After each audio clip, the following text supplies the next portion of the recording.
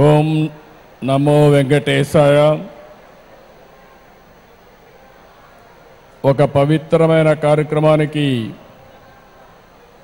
ఈరోజు మనం అందరం కూడా భక్తులందరం ఇక్కడ సమావేశమయ్యాం. ఈ కార్యక్రమంలో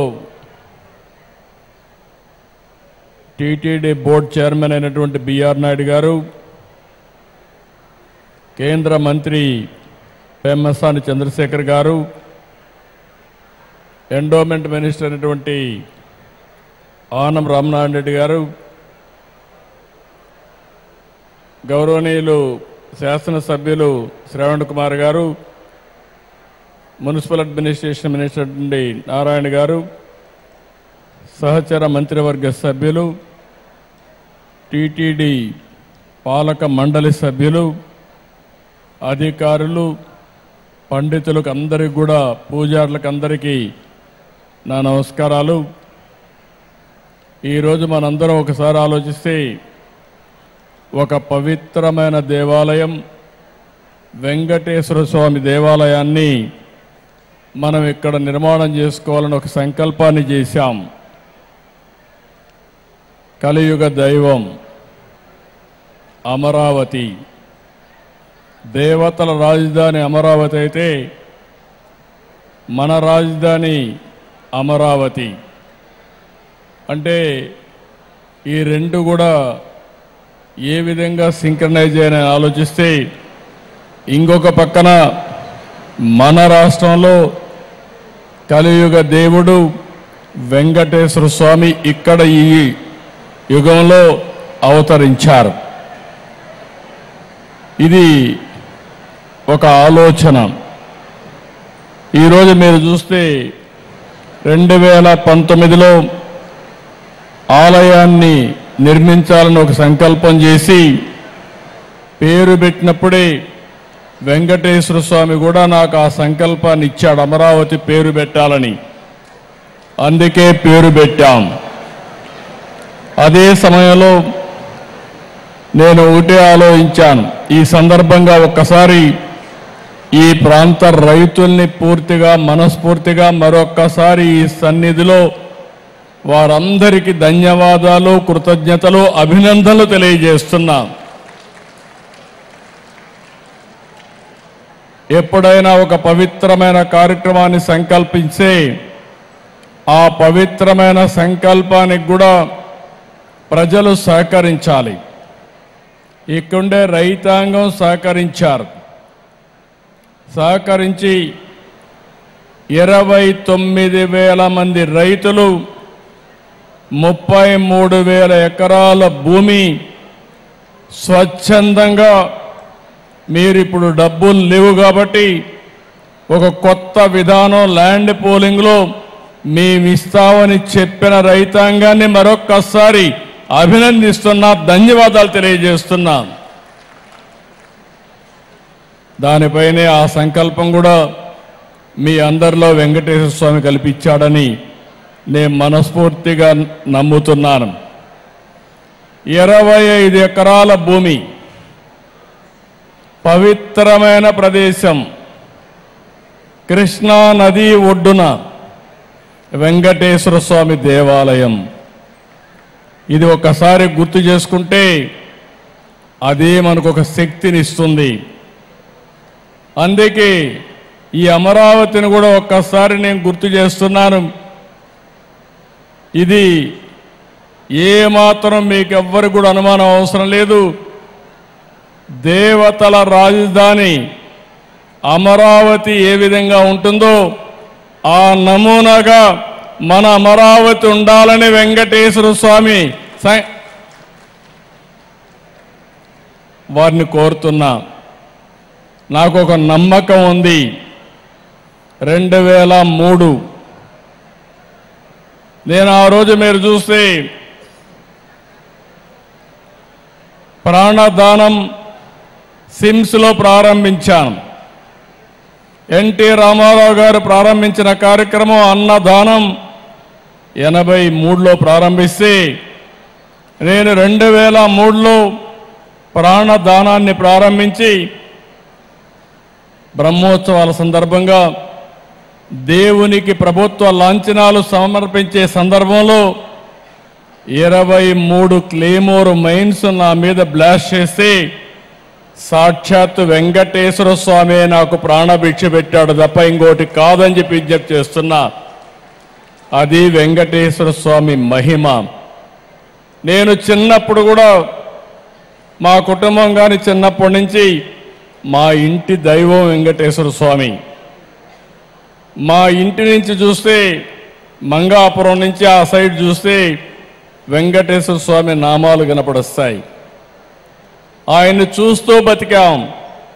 ఆయన పాద పద్మాల చింతన అనునిత్యం తరించాం, ముందుకెళ్ళాం. అందుకే నేను ఎప్పుడు కూడా వెంకటేశ్వర స్వామికి గాని అప్రతిష్ట పాలొచ్చే ఏ పని చెయ్యను, ఎవరిని చెయ్యనియనని మరొక్కసారి మీ అందరికీ విజ్ఞప్తి చేస్తున్నా. కలియుగ దేవుడు అనుకున్నప్పుడు, ఆ దేవుడి సన్నిధిలో మనం ఉన్నప్పుడు ఒక పవిత్రత ఉండాలి, ఒక పరిశుభ్రత ఉండాలి, స్వచ్ఛమైన ఆలోచనలు ఉండాలి. అప్పుడే దేవుడికి నిజమైనటువంటి భక్తితో మనం పనిచేసే పరిస్థితి వస్తుందని చెప్పి కూడా నేను మీకు తెలియజేస్తున్నా. అందుకే మీరందరూ ఒక్కసారి ఆలోచిస్తే, నేను ఎప్పుడు పోయినా వెంకటేశ్వర స్వామి దగ్గరికి పోతే ఎప్పుడు కూడా క్యూలోనే పోతాను. ఎప్పుడు కూడా నేను ముఖ్యమంత్రిగా అక్కడ వెళ్ళను, ఒక భక్తుడిగా వెళ్తాను, ఒక భక్తి భావంతో వెళ్తాను. వెళ్ళినప్పుడు అక్కడ సామాన్య భక్తుడిగానే ఉండాలి తప్ప ఒక ముఖ్యమంత్రిగా పెత్తందారిగానో లేకుంటే హోదాతో ఉండడం కరెక్ట్ కాదనేది నా భావన. నేను వెంకటేశ్వర స్వామిని చూశాను. కొంతమంది తప్పులు చేస్తారు. తప్పులు చేస్తే చాలాసార్లు చెప్పేవాళ్ళు. కొంతమంది మనం అనుకున్నది వేరే జన్మలో మనల్ని శిక్ష పడుతుంది, మనం నష్టపోతాం అనుకుంటాం. కానీ వెంకటేశ్వర స్వామి మాత్రం ఈ జన్మలోనే తప్పు చేసిన వాళ్ళకి శిక్ష ఇస్తాడని కూడా మీ అందరికీ విజ్ఞప్తి చేస్తున్నా. ఇది నా అనుభవం. ఇక్కడే పాలక మండలి కావచ్చు, ఉద్యోగస్తులు కావచ్చు, పూజారులు కావచ్చు, ఎవరైనా అక్కడికి పోయిన వాళ్ళు కావచ్చు, ఎవరైనా కానీ ఇది నా అనుభవం. నేను చూశాను, క్లోజ్గా కూడా వాచ్ చేశాను. కానీ ఈరోజు అలాంటి సందర్భంలో మనం ఆలోచిస్తే ఆయన పవిత్రతను ఆయనే కాపాడుకుంటున్నాడు. ఈరోజు మీరు ఒక్కసారి ఇక్కడ చూస్తే పోయిన ప్రభుత్వం విధ్వంసం తప్ప ఏమి మంచి చేసిన సందర్భాలు లేవు. ఇక్కడ రైతాంగం మంచి చేసి మంచి సంకల్పంతో భూమి ఇస్తే 5 ఏళ్లు ఈ రైతుల్ని ఎంత వేధించాడో ప్రత్యక్షంగా మనం చూశాం. నరకాన్ని చూపించారు. కానీ ఎప్పుడూ దేవుడు ఉంటాడు. మీరు ఆ వెంకటేశ్వర స్వామిని నమ్ముకున్నారు. ఇక్కడి నుంచి ఏదైతే న్యాయస్థానాన్ని నుంచి నేరుగా దేవస్థానానికి యాత్ర కూడా చేసి ఈ రాజధానిని కాపాడుకోవడానికి అనునిత్యం పనిచేసిన ఈ ప్రాంత రైతాంగాన్ని మనస్ఫూర్తిగా అభినందిస్తున్నా, ధన్యవాదాలు తెలియజేస్తున్నా.